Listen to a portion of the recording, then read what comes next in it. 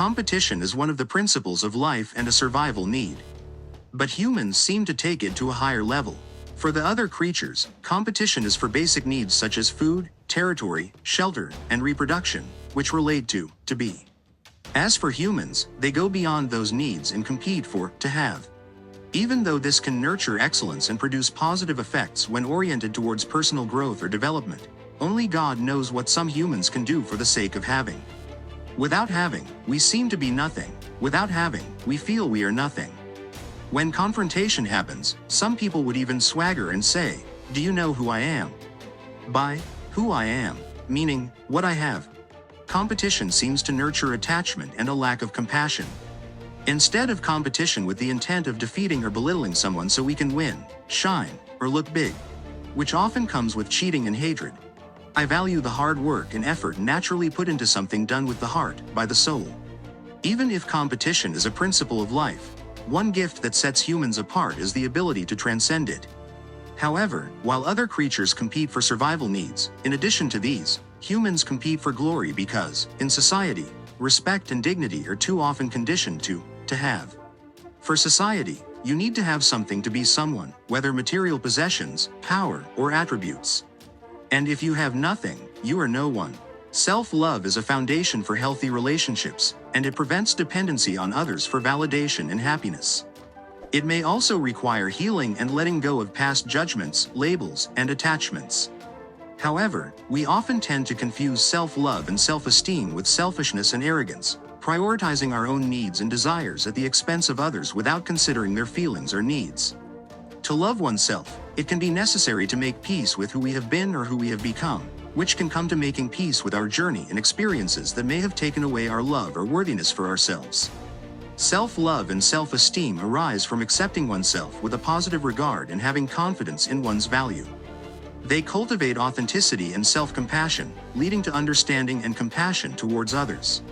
Self-love is also unconditional and not bound to circumstances. It does not depend on what we have or don't have and involves gratitude, a feeling of thankfulness to the one who created us. It is good to love oneself and have good self-esteem without crossing the boundary of selfishness and arrogance, which can be fueled by excessive competition. Competition is also closely related to attachment, and they nurture one another.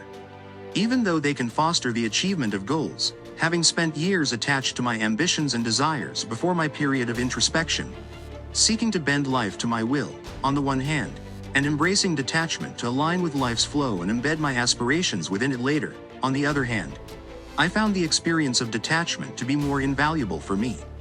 I often compare attachment to a fist. To comprehend this comparison, let's play a game by forming a fist and putting some pressure as if we were going to fight. As you press your fingers in your palm, with the contraction, do you feel some mild pain or soreness going from your hand to your arm? As for me, I do. Let's slowly release the fingers to let go of the fist now. Do you feel some resistance?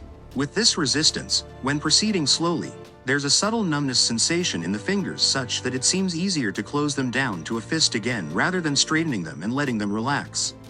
But when the point of resistance is crossed, and we stretch the fingers, opening the palms wide, we can feel a soothing sensation. With attachment, when clinging to something, it is like having fists clenched, a clenching that conveys some tension and discomfort, even if it might make us stronger. But when detachment comes, like when releasing the fists, a feeling of liberation and relaxation follows. In this exercise with the fists, attachment is also like closure or confinement, while detachment is openness. Like the open palms, it is the openness of the soul that abandons itself to what life has to offer, while hands closed into fists can only hold what they snatched or are clinging to. Because they are closed, they might not be able to receive what the river of life might want to pour into them. While the closed hand symbolizes holding on, forcing, and not wanting to let go, the open hand signifies abandonment and trust. This abandonment is challenging. That's symbolized by the resistance of the fingers when, in the exercise above, we try to stretch them slowly after forming the fist. Reaching our goals is rewarding, and people also often say, life is a fight, and you need to fight for what you want. Even if I consider goals to imply actions and efforts, I prefer the perspective of keeping them within the openness to what life wants and letting go of what life chooses to take away while letting come what it has to offer. This does not mean not taking action and only waiting for things to happen. It is more about the ability to sense and be open to life's plans, which is well illustrated by one of my favorite quotes.